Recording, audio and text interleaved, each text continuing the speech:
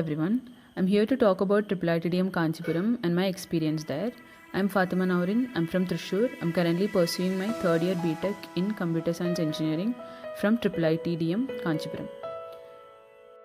21ാം നൂറ്റാണ്ടിൽ നമ്മളിപ്പോൾ fourth industrial റെവല്യൂഷനിൽ കൂടിയാണ് കടന്നു പോകുന്നത്.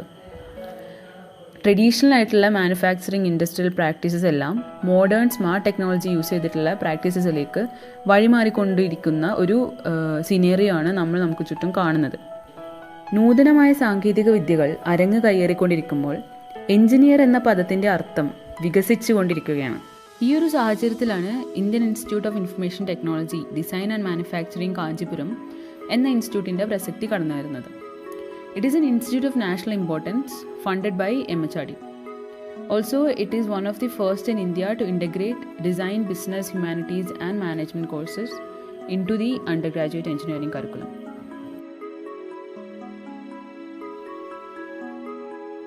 ഇൻസ്റ്റിറ്റ്യൂട്ട് ഓഫർ ചെയ്യുന്ന ഡിഗ്രികളിലേക്ക് വരുമ്പോൾ BTech 4 years കോഴ്സ് ഉണ്ട്. Selection is based on all India rank from JEE main through JoSAA ആണ് അഡ്മിഷൻ കമ്മിറ്റിയുടെ പേര്. Also SAT score for NRI Indians through DASA. 4 branches ആണുള്ളത്: computer science and engineering, electronics and communication engineering, mechanical engineering and mechanical smart manufacturing. അടുത്ത degree offered by the institute is dual degree. Dual degree എന്ന് പറഞ്ഞാൽ 5 years കോഴ്സാണ്. അതിലൂടെ നമുക്ക് BTech as well as MTechന് certificate കിട്ടും.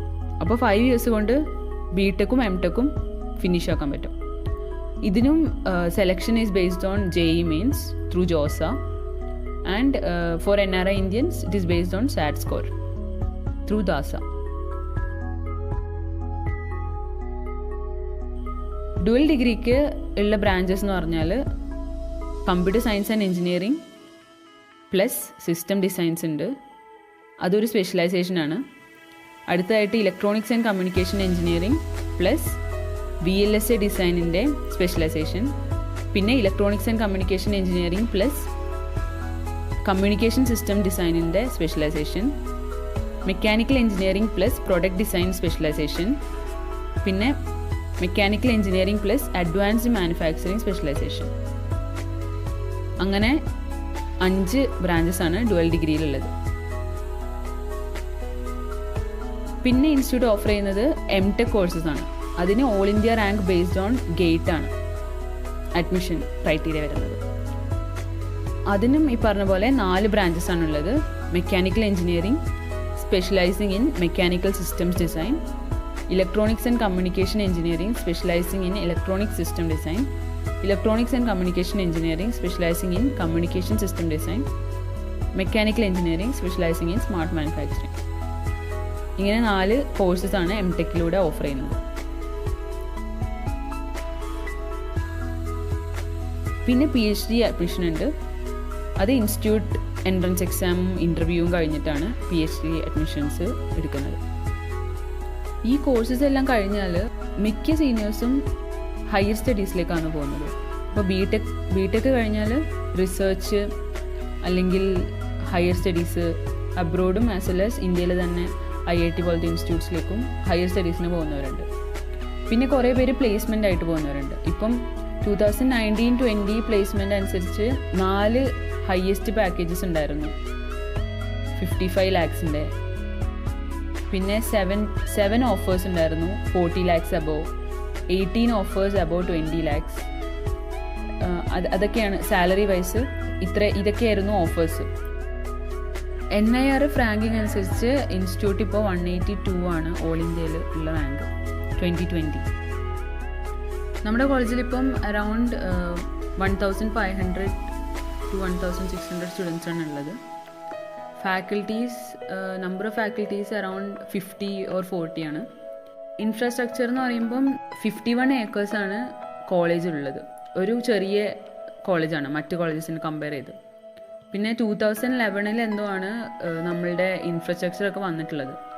അതുകൊണ്ട് തന്നെ എല്ലാം വളരെ ടെക്നോളജിക്കലി എല്ലാം നല്ല ന്യൂ ആണ്. ഇപ്പം നമ്മളുടെ ഹോസ്റ്റൽസ് ആണെങ്കിലും ഇപ്പോൾ നമുക്ക് 3 ഹോസ്റ്റൽസ് ഉണ്ട്. ഒരെണ്ണം ഗേൾസിനും 2 ബോയ്സിനും. 14 ഫ്ലോർസാണ് 3. അതുപോലെ നല്ല സൗകര്യങ്ങളൊക്കെയാണ് ഹോസ്റ്റലിലൊക്കെ. ഒരു മെസ്സുണ്ട് കോമൺ ആയിട്ട്. അപ്പം അത് 3 ഫ്ലോർസാണ്. ഫുഡൊക്കെ നല്ല ഫുഡാണ്. എനിക്ക് അങ്ങനെ കുഴപ്പമൊന്നും തോന്നിയിട്ടില്ല. നമുക്ക് അഡ്ജസ്റ്റ് ചെയ്യാൻ പറ്റുന്ന ടൈപ്പ് ഫുഡാണ്. പിന്നെ ക്യാമ്പസ് ലൈഫ് എന്ന് പറയുമ്പം ടെക് ഫെസ്റ്റുകൾ ഉണ്ടാകും, അതേപോലെ കൾച്ചറൽ ഫെസ്റ്റുകൾ ഉണ്ടാകും. അതിലൊക്കെ കുട്ടികളൊക്കെ നല്ല അത്യാവശ്യം നന്നായി തന്നെ പാർട്ടിസിപ്പേറ്റ് ഒക്കെ ചെയ്യുന്നുണ്ട്. 2-3 ഡേയ്സൊക്കെ ഉണ്ടാവും ഫെസ്റ്റുകളൊക്കെ. 24/7 ക്യാമ്പസ് അല്ല, പക്ഷേ നമുക്ക് ഇൻ ടൈം ഉണ്ട്. ലൈക്ക് 10:30 വരെ നമുക്ക് പുറത്ത് കൂടെ നടക്കാം, ക്യാമ്പസിൻ്റെ ഉള്ളിലും പുറത്തായിട്ടും. അതുപോലെ നല്ല ആക്റ്റീവാണ്. രാത്രിയൊക്കെ ആയിക്കഴിഞ്ഞാൽ നമുക്ക് കുറേ ക്ലബ് ആക്ടിവിറ്റീസ് ഉണ്ടാകും.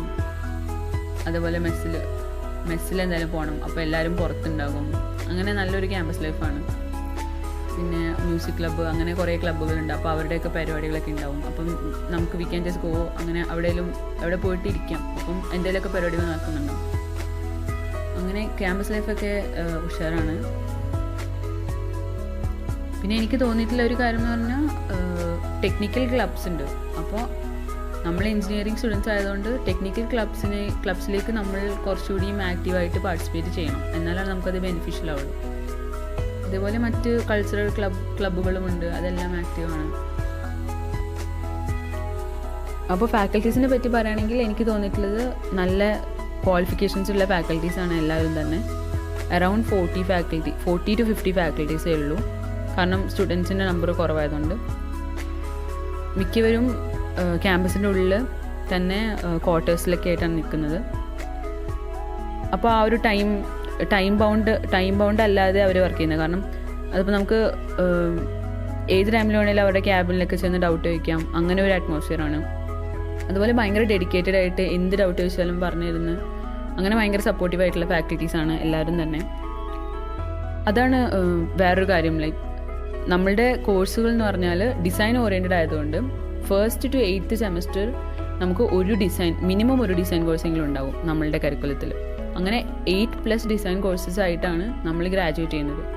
അപ്പോൾ ആ ഒരു ഡിസൈൻ കോഴ്സസ് എന്ന് പറഞ്ഞാൽ ഇതൊരു സ്റ്റെപ്പ് ബൈ സ്റ്റെപ്പ് കോഴ്സസ് പോലെയാണ്.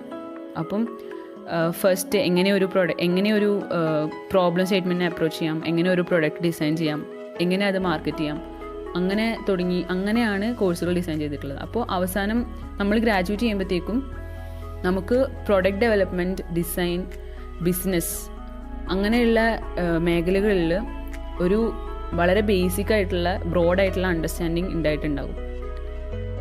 അതാണ് ഈ നമ്മളുടെ ഇൻസ്റ്റിറ്റ്യൂട്ടിലത്തെ ബിടെക് കോഴ്സും മറ്റ് ഇൻസ്റ്റിറ്റ്യൂട്ടിൻ്റെ ബിടെക് കോഴ്സുകളും തമ്മിലുള്ള ഡിഫറൻസ്. അതായത് ഒരു ഡിസൈൻ പേഴ്സ്പെക്റ്റീവിൽ തിങ്ക് ചെയ്യാൻ സാധിക്കുന്ന എൻജിനീയർ, അതാണ് പ്രൊഡക്റ്റ് ഡെവലപ്മെൻറ്റിന് ആവശ്യം. അതാണ് നമ്മുടെ ഇൻസ്റ്റിറ്റ്യൂട്ട് പ്രൊഡ്യൂസ് ചെയ്യുന്ന ടൈപ്പ് എൻജിനീയേഴ്സ്. സോ അതാണ് എനിക്ക് ഏറ്റവും സ്ട്രൈക്കിംഗ് ആയിട്ട് തോന്നിയിട്ടുള്ളത് നമ്മുടെ ഇൻസ്റ്റിറ്റ്യൂട്ടിൻ്റെ കരിക്കുലത്തിൻ്റെ കേസിൽ.